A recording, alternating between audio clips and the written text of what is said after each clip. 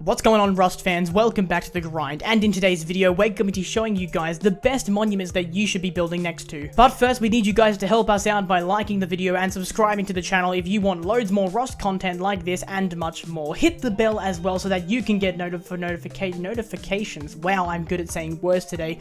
Every time we upload a brand new video. And with all of that out of the way, let's get right into it. What a horrible intro. Let's just get on with the video. Oh my gosh. So before we start, what are monuments? Well, monuments are places that are randomly generated on the map you are playing, and they have loads of different loot items, but most of them tend to be dangerous, and it is not as simple as just going in, grabbing the loot, and coming out. Some do require a good amount of preparation and coordination to get into. So we're starting this list off with the launch site. It is a large and highly irradiated site. Like, getting out of this one alive will be an absolute mission and a half, but there is a good reason for that. The loot is so damn good, it will make it all worth it in the end. So you might want to gear up, get armed to the teeth, and take this one on. Let's give you guys a few reasons as to why the launch site could be beneficial for you. Like we have already mentioned, there is a ton of loot to grab in there. But of course, you have to make sure that you can survive the high radiation. You can also find some elite crates at the launch site, and as you know, they will give you some of the best loot in the game. You will also be able to find an oil refinery, research table, and a recycler, as well as quite a lot of crude barrel oils. And lastly, the military and regular crates can be found throughout the main building everywhere, so you should probably go in there and grab a few, you know? The next monument we have is the airfield, which is actually one of Rust's most well-known and oldest monuments. It has been in the game since practically the beginning and is also a very large monument. It features all of the goodies that you can expect from a major monument in the game, and it is definitely a monument that's worth your time. Compared to the launch site, you'll be happy to know that there is much less radiation. So your time might be a bit easier, which is always a bonus. At the airfield, you will be able to find military and regular crates. The airfield, of course, has access to oil refineries, a recycler, research table, and a repair bench. And as we have already mentioned, the airfield monument is absolutely ginormous. That can only mean that there is so much loot for you to enjoy, and there's a lot less chance of you running into dangerous people. You're not going to regret going to the airfield though, that's for sure. Just a huge disclaimer, we highly recommend going to this monument if you have some good melee weapons and armor to actually defend yourself against those enemies and other players I was talking about. The fact is that this monument is relatively easy to go through and has insane loot, and that means loads of other players will most likely be going for it as well, so it won't always be a walk in the park, but if you're well armed, then you'll definitely make it out with some really good loot from either the base or other players. And finally, the sewer branch, which is a very basic monument because it only consists of a few shacks on the edge of a cliff and a small cave underneath. However, one of the great things with the sewer branch is the fact that there is a small amount of radiation, so once again, going through this monument will be pretty easy and pretty chill. At this monument, you'll also find barrels and food crates which spawn on the perimeter of the area. It's very quaint and nice and doesn't attract a lot of attention, which is always nice. Inside of the cliff edge shacks, players will be able to find barrels and basic crates. In the tower and cave beneath the edge cliff, you will definitely find basic crates as well as food and medical crates. A huge tip before visiting the sewer branch, you might want to get yourself a green card. If you do have one, then you'll be able to access a loot room with about 3 or 4 loot chests, because